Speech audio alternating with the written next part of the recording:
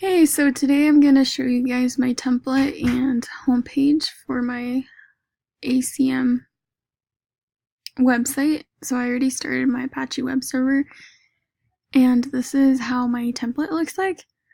So I didn't quite finish. I wasn't able to figure out how to change the header and the logo. But this is what I ended up with for mobile view, and then this is my desktop view. And I'm going to open my home page. And so this is the desktop view, which I had a bit of trouble moving stuff around, and then this is the mobile view, as you can see.